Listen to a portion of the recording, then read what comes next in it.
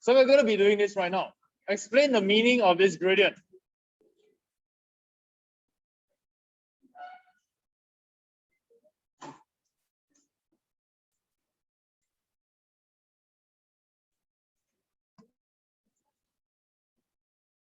All right, now the vertical axis is for volume. The volume of a piece of melting ice at time t is given by this formula, this equation, and the corresponding graph. You understand what's happening in the scenario? You understand what's happening? So there's a piece of ice melting. As the ice melts, what happens to the volume of the ice? It reduces. How does it reduce? As shown in the graph. As time increases, volume goes down. That is the graphical representation. Let me put in the units in this axis. So here we have minutes. Volume in this case is in cubic centimeters.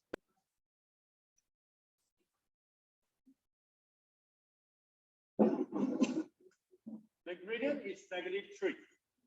Now, what happens? Okay, listen very carefully. Yeah. What happens when time equals to 1 minute? Okay, identify on the graph 1 minute over here. What happens to that? What happens to the volume? So you can draw a line up, draw a line across. You can see that the volume actually dropped, right? After 1 minute, the volume dropped. Logical. Perfectly logical. What about the new volume? Do you know what the new volume is? Can we find out the new volume? Sure, we can. When you don't have to write this down, when t equals to 1, volume equals to -3 times of 1 plus 24, which is 24 minus 3, 21. The volume will be 21 cubic centimeters at time equals to 1. So you can see that the volume actually dropped from 24 to 21. How much did it drop? What is this drop over here in volume? Well, clearly, there's a drop by 3 cubic centimeters. Originally, it was 24. It dropped to 21. Let's see what happens when time equals to 2.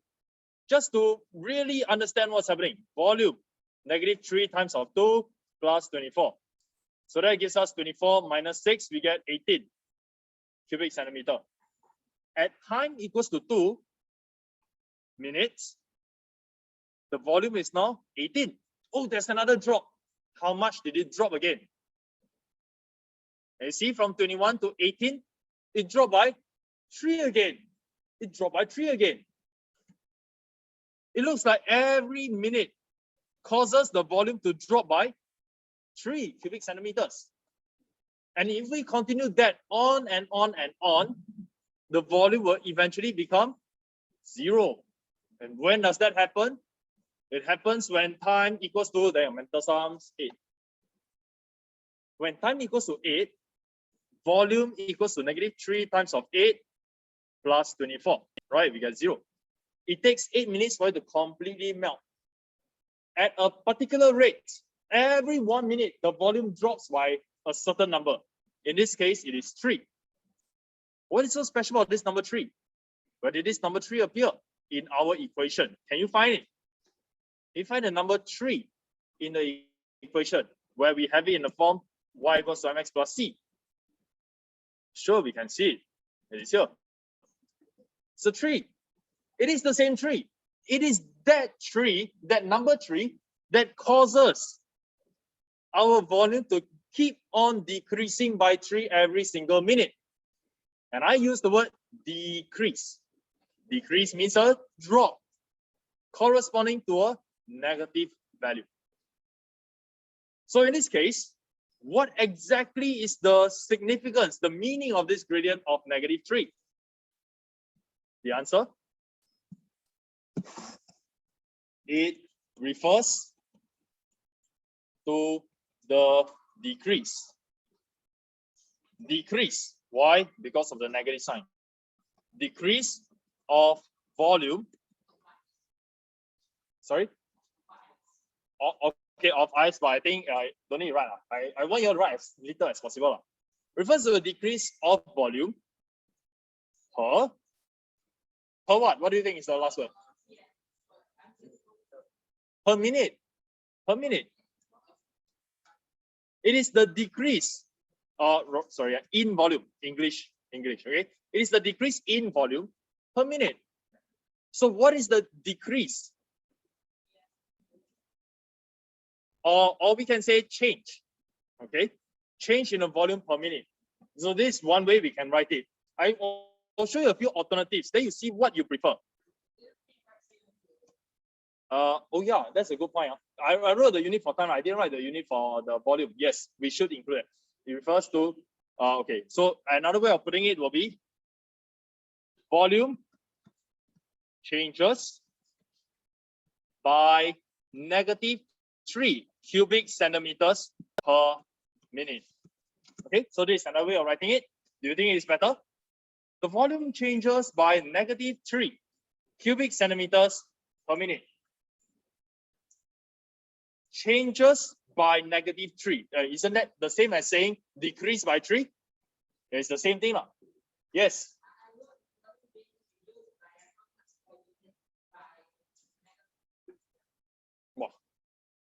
You try again.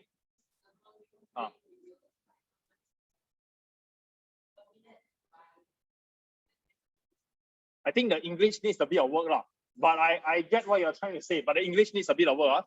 So this is another way of saying it. I'll show you another way. And this, the final one is my favorite. It refers to the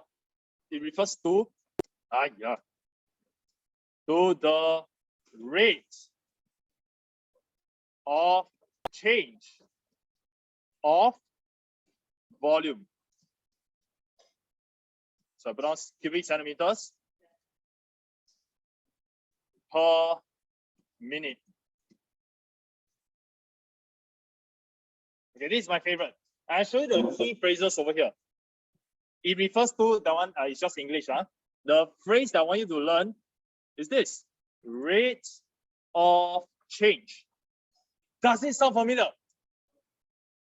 You saw it in physics, right? When do you see in physics rate of change? What topic was that? Yeah, that is a subject. What topic was it? Rate of change. You don't know? Who's your physics teacher? Rate of change. Come on, anybody can tell me. Speed, velocity, acceleration, rate of change, right? It is the same. Now, okay. Let me attempt to be a physics teacher for a while. So we had our displacement and we have our time, right? As your displacement changes, so for example, if it is looking like this, you are able to get something from your displacement time graph. Did you learn that you can get a velocity from a displacement time graph? Okay, what is the definition of velocity? What is your velocity? Do you remember? Rate of change of displacement with respect to time. Rate of change of displacement with respect to time. How your displacement changes as your time changes. That is gradient. Whatever you learn for the definition for velocity is actually the gradient of your displacement time graph. This vertical change divided by the horizontal change is your velocity. Gradient equals velocity. In this case, now you have another graph that you should be learning. Acceleration. Time. If you have a graph that, for example, goes down this way, then your acceleration Your definition is rate of change of velocity. Sorry, this is not vertical, it's not acceleration. Rusty already, it's velocity. Your acceleration is rate of change of velocity with respect to time. How does the velocity change in this graph? The velocity is going down. Where is the acceleration? The acceleration is going, the acceleration in this case is negative. We try to use our usual rise over run. Rise. Okay, see the rise? Rise is positive. Run to the left is negative. In this case, we are expecting this particular example, negative gradient equal negative acceleration. They are all linked. My point is, if you do not learn your mathematics well, when you reach Sec 4 physics, in fact Sec 2 physics, you will be dealing with this already. If you cannot learn your mathematics well, for your love of your physics, you love physics a lot, still very hard to do well. Okay, your physics and maths, they are quite closely linked. Rate of change just means how the vertical axis is changing. Rate of change tells us how the vertical axis is changing with respect to what? With respect to the horizontal change. Okay, so almost every time when they ask you, explain the meaning of the gradient, explain the significance of the gradient, you can start off with, it refers to the rate of change. You keep that as your standard answer. It refers to the change of what? Well, it depends. What is your vertical axis? Volume. Put that in. It refers to the rate of change of volume. Put in the units. So thanks, Jovan, for reminding me about the minutes. And the following portion, in physics, it will say with respect to time. You can say with respect to time over here if you want to. Or you can simply say per minute, because our time is in minutes. So we'll see more of this, and we'll see examples where we can directly apply this. The gradient refers to the rate of change of whatever vertical axis per whatever horizontal axis. Let's try the next one. The distance of a boy at time t seconds from a fixed point is given by y equals to 3 plus 0.5 t. If I were to draw this graph, which goes in the vertical and which goes into the horizontal axis? Horizontally, is it going to be y or t? Y for distance, t for time. I think I mentioned just now already. Most of the time, horizontal will be your time, put in the seconds. Because we always are interested to find out how things change with time. How does your height change with time? How does your mass change with time? How do your grades change with time? And vertical axis will be our y. In this case, it is a distance in meters. Doing a quick sketch of this, you see, they often don't give you the equation in the form y equals mx plus c. They just want you to do a little bit of manipulation, which is not difficult. So the equivalent form is actually y equals to 0.5 t plus 3. Y equals to 0.5 t plus 3. We see the coefficient of the variable t. It is positive. It is going to slope up. And we have our vertical intercept, which is 3. It is going to slope up this way, passing through 3.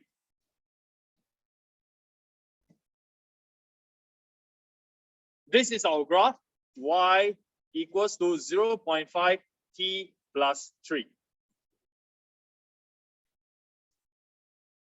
Okay, y equals mx plus c, positive gradient given by 0.5. It's a positive number.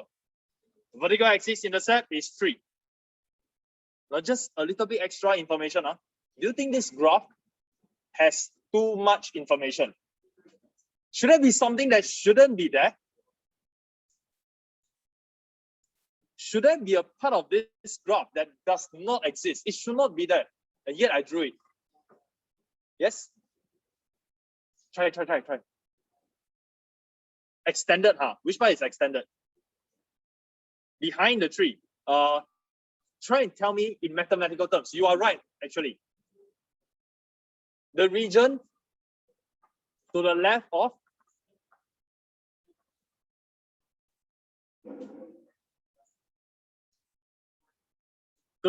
the vertical axis. He's saying that this part is not required. Let me highlight it for you. This part not required. Do you agree? Why is he saying that that one is not required? I thought Mr. Wong said draw all the way for both of them. What thing?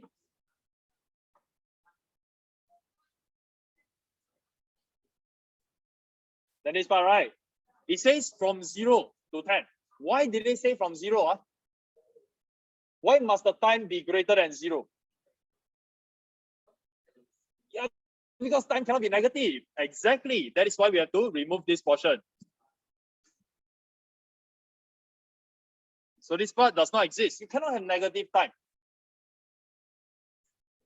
Okay, now, gradient of the graph. Now that we know what this is like, part A, gradient equals to 0.5. Part B, explain the meaning of the gradient.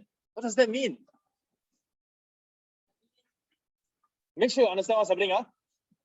We see that as time passes, the distance increases. Can you see that? Now, at time equals to 0, what is the distance from F? At time equals to 0. The fixed point F. Let me call the position of this cluster. Let's call this point F. This is the starting.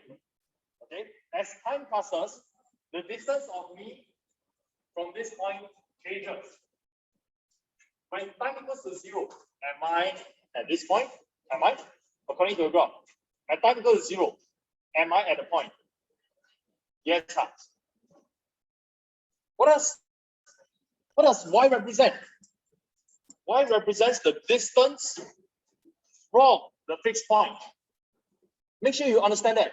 Y represents the distance from the fixed point. The distance of me from this fixed point. At time equals to 0, when I substitute 0, I get Y equals to 3. That corresponds to the vertical intercept. So at time equals to 0, I am already 3 meters away from this. This is the starting situation. The starting situation is not me being at the point. The starting situation is me 3 meters away from the fixed point F. So this distance 3 meters. And what happens as time passes? Am I getting closer to it? Am I standing still or am I moving away? What is happening? As time increases, look at the graph. When it is 1 second, imaginary plot a line up, go horizontally. Is the distance less than 3, equal to 3, or more than 3? You know what I'm talking about? Very scary. You all don't respond. You know what I'm talking about? When time equals to 1. So for example, over here, when this is equal to 1, when time equals to 1, what is my distance away from the starting point F? Is it less than 3, more than 3, or equal to 3? More than 3. I am actually moving away from it. And I keep on moving away. How much did I move away? How much did I move away every single second? I can substitute in values. For example, I went with 1. When time equals to 1, Y equals to 0.5 times 1 plus 3. And I get 3.5. How much did I move away in that 1 second? This was the starting. I'm 3 meters away. 1 second later, I moved another 0.5 meters away. I moved another 0.5 meters away. That is the increase, 0.5 to get 3.5. And you can expect it to be the same. You can expect it to be constant. Every 1 second, I'm going to move away by 0.5 meters. You can try that. If it is 2, then it will become 4. Another 0.5 meters away. So every 1 second, the distance increased by 0.5. Where does 0.5 come from? Came from the coefficient of t, otherwise known as the gradient. So what then? is the significance of the gradient. What is the meaning of the gradient? So my favorite way of saying it is, it refers to the rate of change of, they look at the vertical axis, rate of change of y in meters per what? Per second. Now, what does this sound like to you? It refers to the rate of change of y, which is in meters per second. What does it sound like to you? Y is for distance, Y is for distance, Rate of change of y with respect to time. What does it sound like? Speed. It is speed. And what is the speed? The speed is 0.5 meters per second. Okay, so this is one way of writing it. For this particular case, we are dealing with, alternatively, you can say speed equals to 0.5 meters per second. For this case, of course, you can do the same for velocity and acceleration if the question is of those in nature. Every 1 second, we are increasing our distance by 0.5 meters.